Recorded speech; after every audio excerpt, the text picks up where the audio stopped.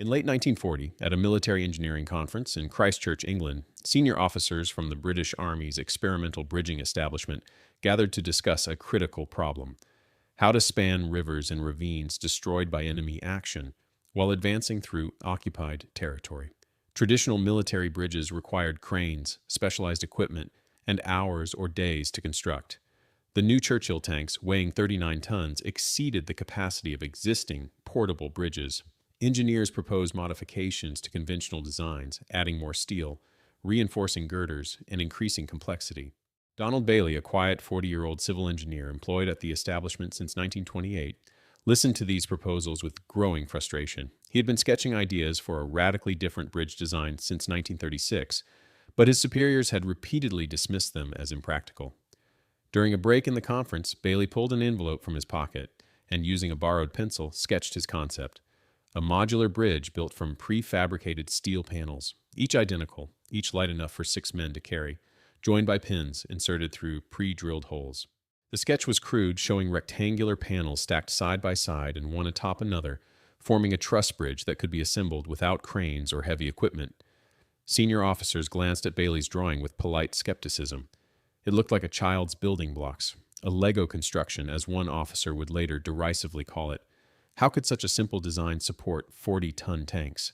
How would it maintain structural integrity under combat conditions? Bailey explained patiently that the modularity was precisely the point.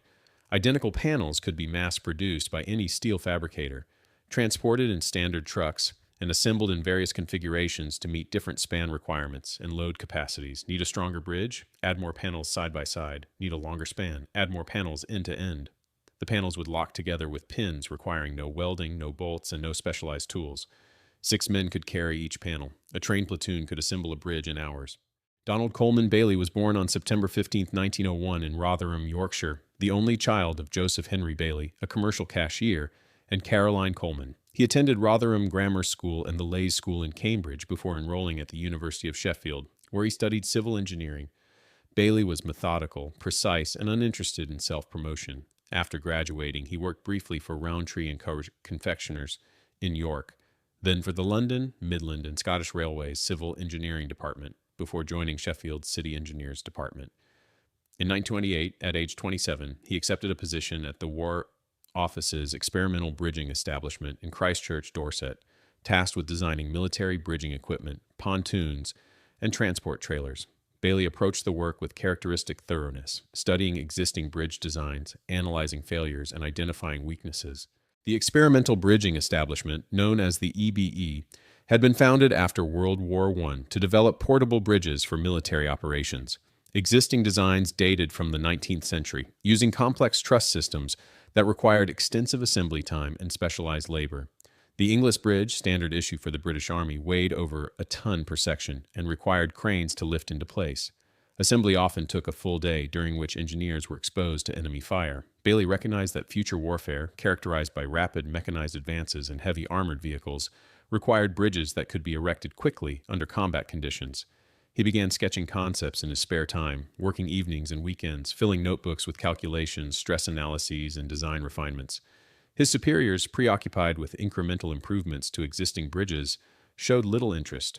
By 1936, Bailey had developed the core principles of his modular design: standardized panels, pin connections for rapid assembly, and scalability through repetition. He proposed the design to EBE management multiple times and was consistently rejected. Senior engineers argued that such a simple design could not provide sufficient strength. They insisted that proper bridges required complex truss geometries, welded connections, and heavy materials. Bailey's panel design, with its rectangular lattice and pin joints, seemed primitive compared to sophisticated Inglis and Callender Hamilton bridges. Bailey was told to focus on assigned projects, not pursue unsolicited innovations. He continued working on his design privately, refining calculations, modeling stress distributions, and developing fabrication specifications. When World War II began in September 1939, Bailey's design remained a concept sketched in notebooks and on scrap paper. The fall of France in June 1940 transformed British strategic thinking. The Wehrmacht's rapid advance demonstrated that modern warfare rewarded speed and mobility. Retreating armies destroyed bridges to delay pursuers, and advancing armies needed to replace those bridges immediately to maintain momentum. The The British Army's existing portable bridges, designed for peacetime engineering projects, were inadequate for mechanized warfare. Trials in late 1940 confirmed the problem. When engineers attempted to modify the Inglis Bridge to support Churchill tanks, the modifications increased weight and complexity to the point where assembly required over 24 hours and heavy lifting equipment. The Army needed a bridge that could be assembled quickly, support modern tanks, and require minimal equipment. Bailey's conference room sketch on the back of an envelope offered exactly that. Following the conference, the Ministry of Supply directed Bailey to develop his concept into a working prototype. On February 14, 1941, the ministry formally requested that Bailey complete a full-scale trial bridge by May 1, 1941, giving him less than 3 months. Bailey's small office, previously staffed by a handful of designers, expanded rapidly to several hundred personnel as the project accelerated. Bailey became chief engineer. Though his salary increased modestly to just $549 annually, half what some subordinates earn, the project consumed him. He worked 16-hour days, reviewing every design decision, approving fabrication specifications, and coordinating with steel manufacturers. The final panel design measured 10 feet long, 5 feet high, weighed 570 pounds, and featured a cross-brace lattice welded from standard steel angles and channels. The genius of Bailey's design lay in its simplicity and versatility. Each panel had male and female lugs on the top and bottom cords that accepted connecting pins, allowing panels to be joined end-to-end, horizontally or stacked vertically. A single panel formed a lightweight bridge capable of spanning short gaps. 2 panels stacked vertically created a double truss bridge with 4 times the strength. 3 panels stacked created a triple truss bridge capable of supporting the heaviest tanks. Panels could be arranged side by side to create wider roadways. The roadbed consisted of cross members called transoms and stringers, supporting steel decking planks. Assembly required only pins, hammers, and manpower. No welding, no bolts, no cranes. 6 men could lift and position each panel. A trained platoon of 30 engineers could assemble a 60-foot single-truss bridge in under 3 hours. The first full-scale prototype was completed in May 1941 and tested at the EBE Proving Grounds. Military observers watched skeptically as engineers assembled the bridge from standardized panels, joining them with pins, and completing the structure in hours. The bridge was then subjected to loading tests, with increasingly heavy vehicles driven across while engineers measured deflection and stress. The bridge easily supported 40-ton Churchill tanks traveling at speed. Deflection remained within safe limits. No joints failed, no panels buckled. The observers were astonished. The simple modular design, dismissed as impractical, performed better than complex traditional bridges while being far easier and faster to assemble. The Ministry of Supply immediately authorized mass production, contracting over 600 British and American firms to manufacture panels and components. By the end of World War II, factories would produce over 700,000 panels, totaling 500,000 tons of bridging equipment. The first operational Bailey Bridge was erected on the night of November 26, 1942, by the 237 Field Company Royal Engineers over the Majerda River, near Majez El Bab in Tunisia during the North African Campaign. The bridge, spanning approximately 60 feet, was assembled under cover of darkness to avoid enemy observation. Engineers worked silently, positioning panels, inserting pins, and building the bridge section by section. By dawn, the bridge was complete, and Allied tanks and trucks crossed into Tunisia, advancing toward Tunis. The speed of construction shocked both Allied commanders and Axis intelligence. German reconnaissance, observing the river intact in the evening and bridged by morning, could not understand how the British had constructed a substantial bridge. Overnight, the Bailey Bridge had proven itself in combat. Throughout 1943, as Allied forces advanced through North Africa, Sicily, and Italy, Bailey bridges became essential infrastructure. Royal Engineers, American Combat Engineers, and Canadian construction units erected hundreds of Bailey bridges over destroyed river crossings, ravines, and bomb craters. The bridges supported everything from light trucks to 50-ton tank transporters. Engineers developed standard configurations for different situations: single-single for light loads, double-double for medium, and triple-triple for the heaviest vehicles. Pontoon variants allowed bridges to float on water, creating instant ferries. Suspension variants using Bailey panels as towers enabled longer spans. The versatility allowed engineers to adapt to any situation. By the Italian campaign's end in 1945, American troops alone had built over 3,200 Bailey bridges in Italy, enabling the advance through the Alps into Germany from the south. The D-Day invasion of Normandy in June 1944 demonstrated the Bailey Bridge's strategic importance. Allied planners knew that German forces would destroy every bridge in France as they retreated, and the success of the invasion depended on maintaining supply lines to advancing armies. Bailey bridges were stockpiled in England with thousands of prefabricated panels loaded onto ships and trucks. Within days of the landings, Royal Engineers and American combat engineers began erecting Bailey bridges over rivers, canals, and destroyed crossings. The bridges enabled armor and logistics to follow infantry into Normandy, sustaining the momentum that eventually broke out at St. Lo and liberated France. Without Bailey bridges, the advance would have stalled at every blown crossing, giving German forces time to regroup and counterattack.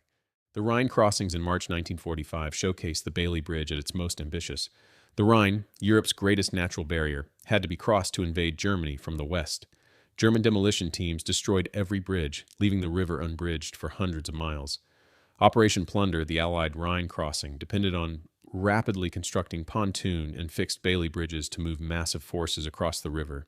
At Xanten, British engineers built the Digger Bridge, a Class 40 Bailey pontoon bridge spanning the Rhine from Santenbeek to Bislich on the east bank. The bridge, over 1,200 feet long, was the first operational heavy bridge across the Rhine after the crossing. On March 26, 1945, Prime Minister Winston Churchill walked across Digger Bridge while visiting Field Marshal Montgomery's forces. General Dwight D. Eisenhower, Supreme Commander of Allied forces in Europe, later stated that World War II had three inventions most crucial to victory: the heavy bomber, radar, and the Bailey Bridge.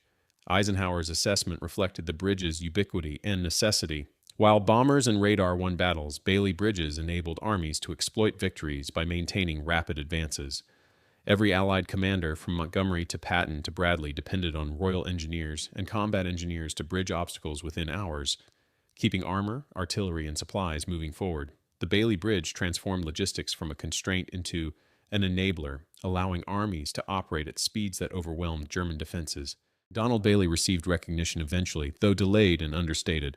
In 1946, he was knighted, becoming Sir Donald Coleman Bailey, in acknowledgement of his contribution to the war effort. The honor came without fanfare or widespread public recognition. Bailey returned to civilian life, working for the Ministry of Supply and later consulting on bridge projects worldwide. He remained modest about his achievement, deflecting praise and emphasizing that thousands of engineers and soldiers had made the bridge successful through their skill in deploying it under combat conditions. Bailey died on May 5, 1985 in Bournemouth, Dorset, at age 83, having lived to see his design used in conflicts from Korea to Vietnam to the Falklands. The Bailey Bridge's influence extends far beyond military applications. After World War II, surplus Bailey panels found civilian use in remote areas requiring temporary or permanent bridges. Developing nations lacking infrastructure and resources adopted Bailey bridges for rural access, mining operations, and disaster relief.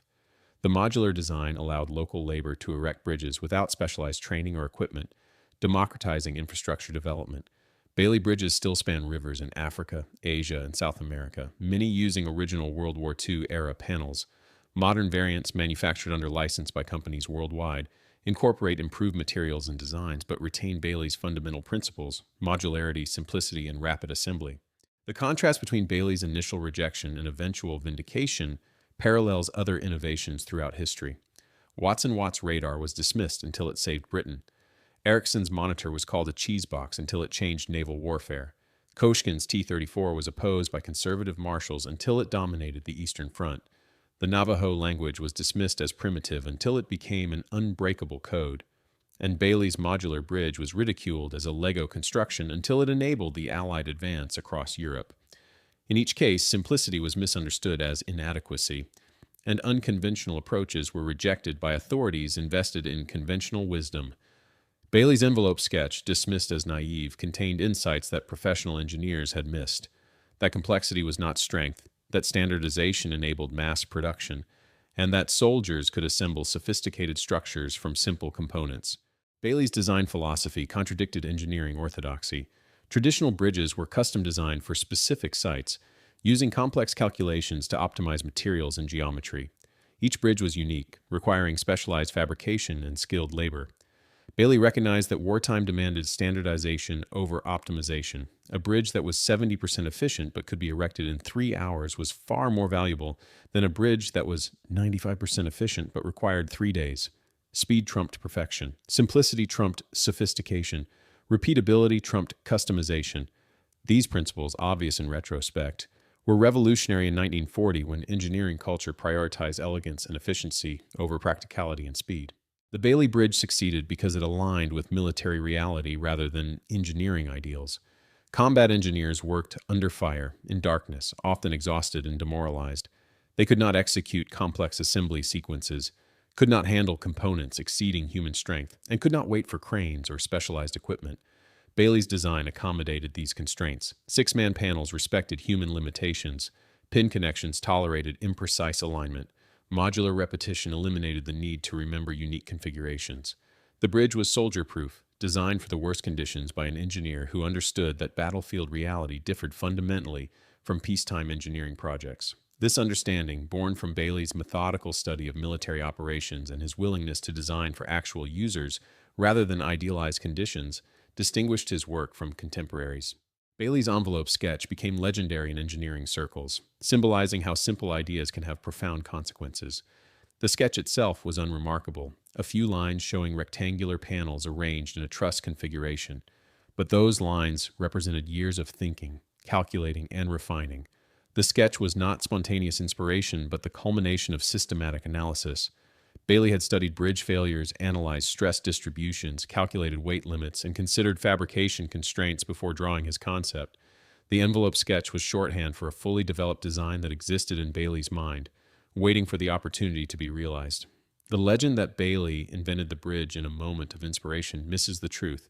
Bailey invented the bridge through years of patient work, and the sketch merely communicated that work to others. The military establishment's initial skepticism was not irrational. Bailey had no combat engineering experience, no reputation for innovation, and no track record of successful designs. He was a civil servant, a middle-ranking engineer working on routine assignments, proposing a radical departure from proven methods. Senior officers responsible for soldiers' lives and mission success reasonably questioned whether an untested design from an unknown engineer should replace established equipment. Their skepticism was overcome only by crisis, the demonstrated failure of existing bridges to meet modern requirements. When conventional solutions failed, authorities became willing to try unconventional alternatives.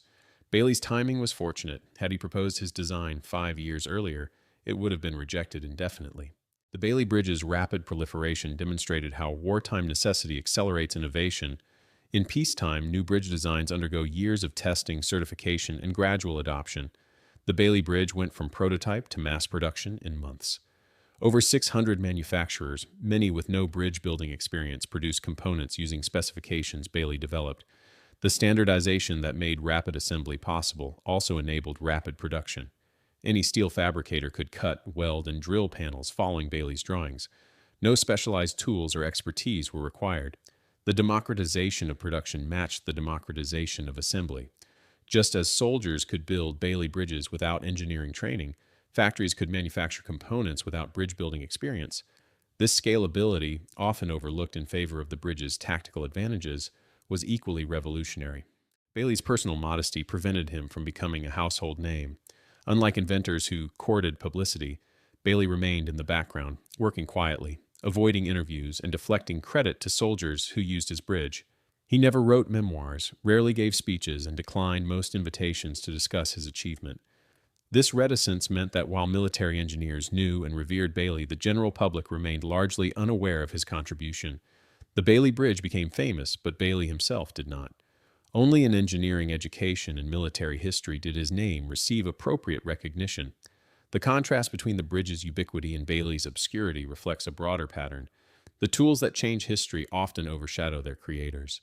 The bridge's evolution continued after Bailey's death. Modern Bailey-type bridges incorporate high-strength steel, aluminum alloys, and improved connection systems. Spans exceeding 600 feet have been achieved using Bailey principles with enhanced materials.